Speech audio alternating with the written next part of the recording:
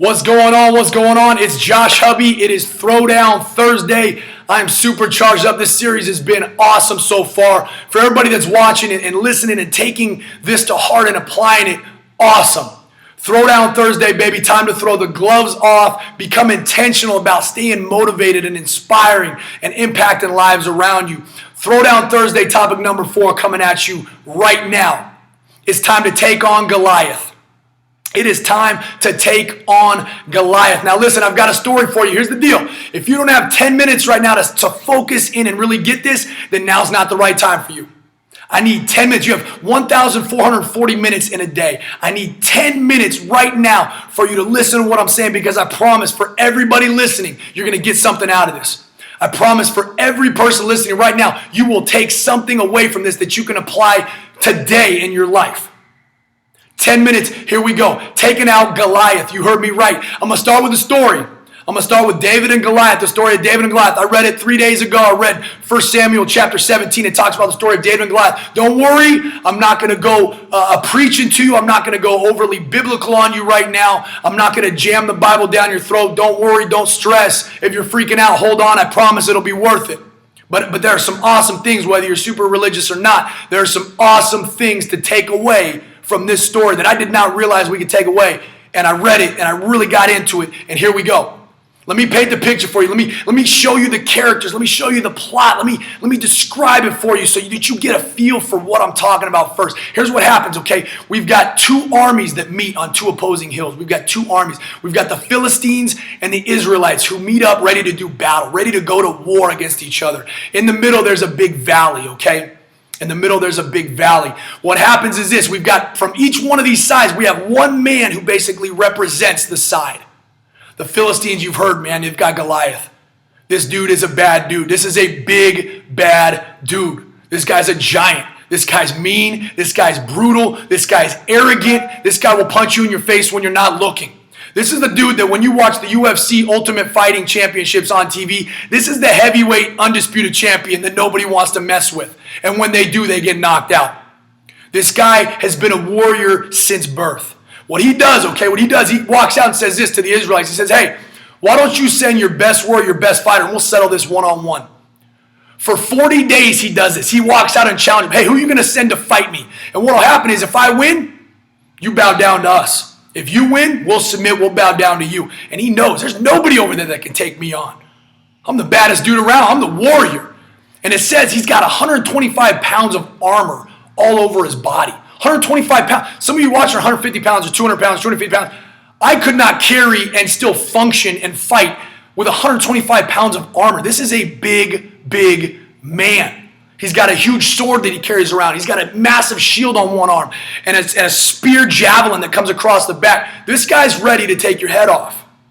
So he goes out for 40 days in a row, and the Israelites are scared out of their minds. Nobody wants to step up and fight this guy. Every day Goliath comes out arrogantly, boldly. Hey, who wants to take me on? Let's go. Now representing the other side, we've got the Israelites. Okay, David is a shepherd. He leaves his post as shepherd, leaves somebody else in charge, comes over to the battle lines because his brothers are there serving under under Saul. His brothers are there serving under Saul, and they're on the front lines ready to do battle. So David's walking with them, asking, hey, how are we doing? How are things going? And he hears, it's a morning time, and he hears Goliath come out with his normal chant. Who's going to take me on? And David's listening. And then David stops and pauses and says, hey, what's the reward for the man that kills this Philistine and rids Israel of this problem right now? What's the reward? And reluctantly they're going, well, first of all, we don't think you can kill this guy's brothers. And then Saul steps in and says, listen, the king says, I'm going to provide unlimited wealth to this person.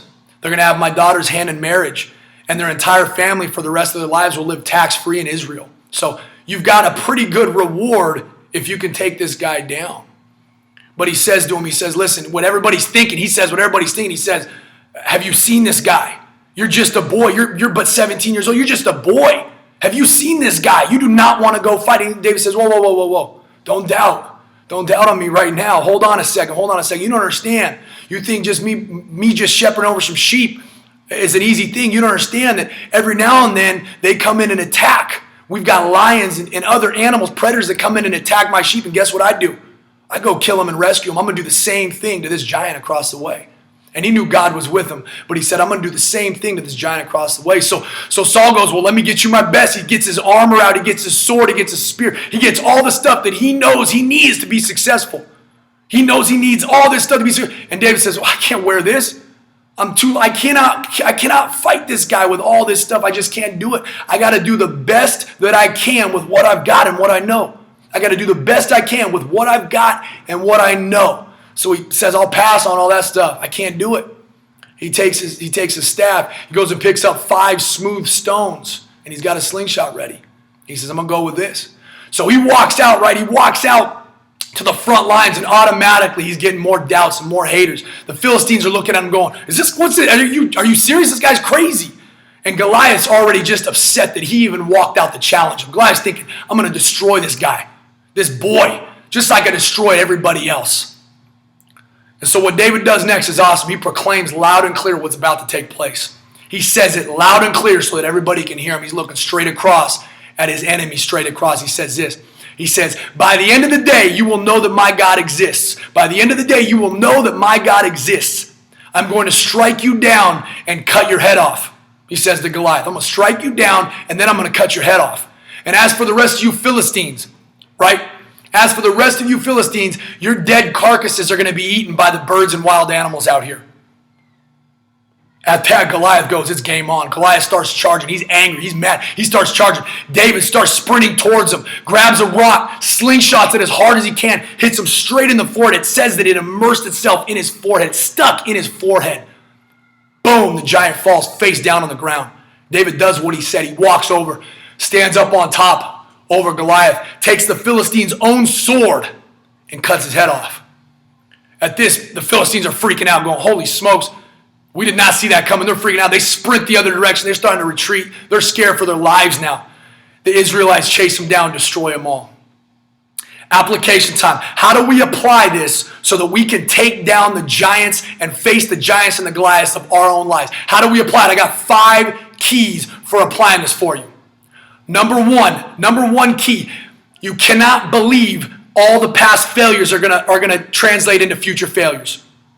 Just because you failed in the past does not mean you will fail in the future. Just because someone failed you in the past does not mean you're going to fail in the future. Just because your parents got divorced doesn't mean you're going to get divorced. Just because your family is overweight and struggles with obesity does not mean that's your fate for the future. Just because your mom or dad was an alcoholic and was abusive verbally or physically does not mean that that's the same fate you have to share. Just because your failures in the past have happened does not make you a failure for the future.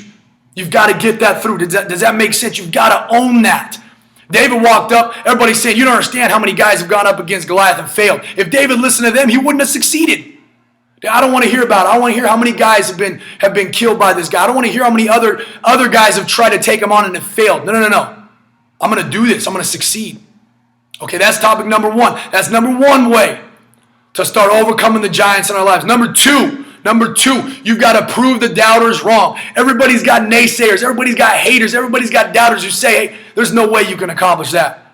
There's no way. The negative Nellies, the people that are, you can't do that. You can't make that much money. You can't grow in that company. You can't lose the 50 pounds. You're never going to be the father you want to be because you're stuck doing it. Don't listen to them. They don't dictate your future. They don't dictate your future. Number three coming at you. Examine the reward. You have got to ask, what's the reward? What's the reward? What do I get? You got to know that. That's your driving force. That's your value. That's your reason. That's your why. David says, well, if I kill him, what do I get? What do I get if I kill him? If I lose the 50 pounds, what do I get? How does my life better if I take out the giants in my life? If I take out those challenges, if I meet those challenges head on and I knock them out, what do I get? What's my reward? What do I get? You got to find the why, and that's got to be your driving force. You've got to know what you're in it for. If you don't, you're lost. There's no reason you're shooting for that if you don't. So you got to find the reward. Number 4, you've got to proclaim it. You have got to proclaim it. David walks up and says, hey, this is what's going to happen. This is what's going to happen. I'm going to tell you right now this is what's happening. At the end of the day, you're going to know that God is with me and with the Israelites. and I'm gonna strike you down. I'm gonna cut your head off. This is what's gonna go down right now. And he believed it. He said it confidently. He said it with a swagger. He was bold about it. That's how we've got to be. What am I striving for? This is what I'm striving for. I got to be able to tell myself when I wake up in the morning, look in the mirror and tell myself, this is what I'm striving for, and this is going to be what I see through to the finish. And you know what? I got to be able to tell other people. I can't be ashamed of it. If I'm ashamed in the least, then I'm not going to accomplish it. Tell other people, this is what I'm proclaiming. This is what's going to happen. I'm going to see this to fruition. It's going to happen.